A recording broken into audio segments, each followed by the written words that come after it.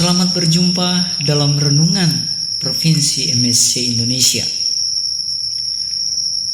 Bacaan kitab suci hari ini yang kita renungkan diambil dari kitab Putra Sirak 48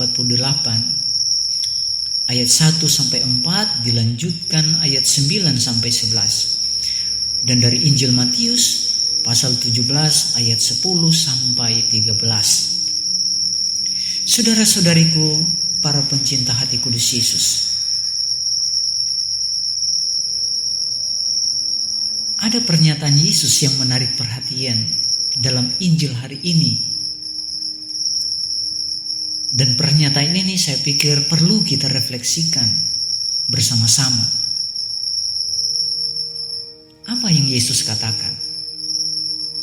Yesus berkata, Elia sudah datang, tetapi orang tidak mengenal dia. Saudara-saudara, pada saat yang sama, pernyataan Yesus memiliki latar belakang. Bahwa Nabi Elia diutus ke tengah-tengah bangsa Israel untuk mewartakan atau menyatakan pertobatan. Allah sendiri melihat bahwa banyak orang di Israel hidupnya tidak berkenan di hadapannya, penuh dengan dosa dan tidak taat kepada perintahnya. Mereka tidak hidup di dalam kasih. Lalu Nabi Elia mencoba tampil untuk memberi pencerahan sekaligus mengkritik cara hidup mereka yang tidak benar itu. Perlu diingat bahwa bangsa Israel adalah bangsa pilihan Allah, sehingga dalam keterpilihannya itu mereka seharusnya hidup sesuai kehendak dan perintah Allah. Tetapi kenyataannya mereka tidak taat dan justru hidup di dalam kekelaman dosa. Saudara-saudara, lantas Elia sebagai nabi yang diutus, ia tampil dengan perkataan-perkataannya yang keras. Dan hal ini diungkapkan dalam kitab Putra Sirak.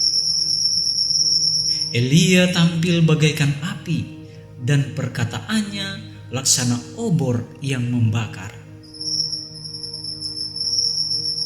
Melalui perkataannya itu, Elia mau supaya bangsa Israel sadar terhadap cara hidup mereka yang keliru. Kata-kata Elia mungkin terdengar keras, nyelekit, orang Jawa mengatakannya begitu. Tetapi ada hal mendasar di sana yang mau diperjuangkan, yakni agar bangsa Israel mau kembali kepada cara hidup yang benar. Dan hasilnya apa? Mereka mau mendengarkan dan mereka bertobat. Bahkan mereka sangat mengagumi dan menghormati Nabi Elia.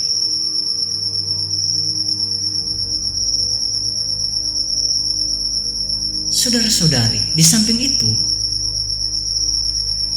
dalam konteks perkataan Yesus tentang Elia sudah datang tetapi orang tidak mengenal dia, sebenarnya bisa dikatakan juga bahwa Yohanes Pembaptis memiliki karakter yang sama seperti Nabi Elia. Misalnya dalam hal mati raga, dalam doa, di dalam nubuat kenabiannya, dia berkata-kata dengan keras dan lantang untuk mewartakan pertobatan seperti Elia.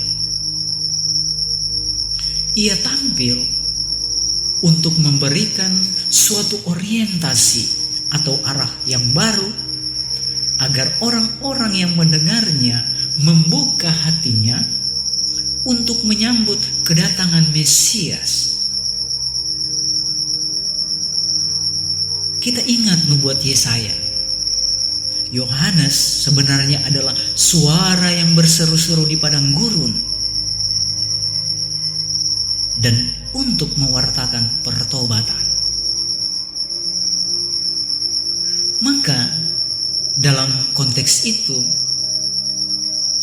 Yesus mau menegaskan kembali bahwa sesungguhnya Elia telah datang kembali dalam diri Yohanes Pembaptis.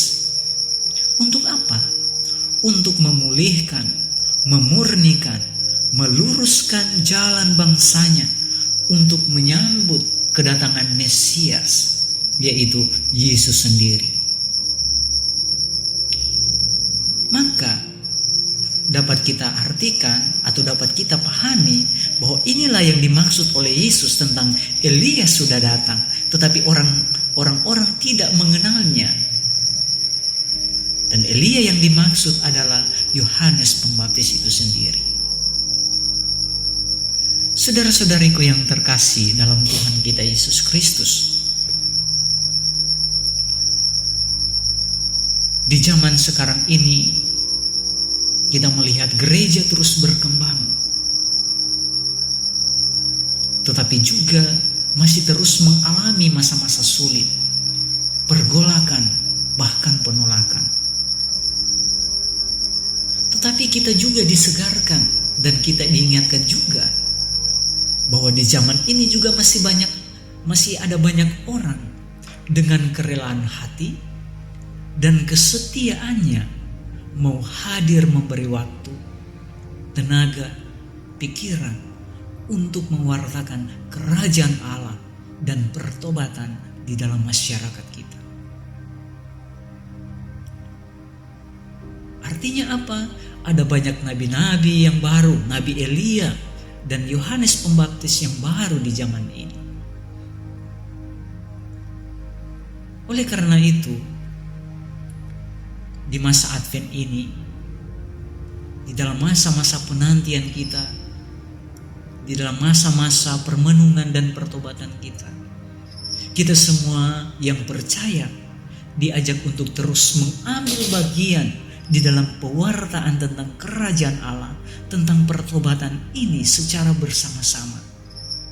Agar apa? Semakin banyak orang yang dimurnikan, dikuduskan, diluruskan, dan dipulihkan pikirannya, hati nuraninya, jiwanya, serta mau percaya dan bertobat, serta saling mengasihi satu dengan yang lain. Akhirnya, seperti kata-kata pemazmur, mari kita dengan lantang wartakan bersuara pertobatan. Persiapkanlah jalan untuk Tuhan, luruskanlah jalan baginya, dan semua orang akan melihat keselamatan yang dari Tuhan. Ametur ubique terarum, cor Iesus sacratissimo in aeterno. Amin.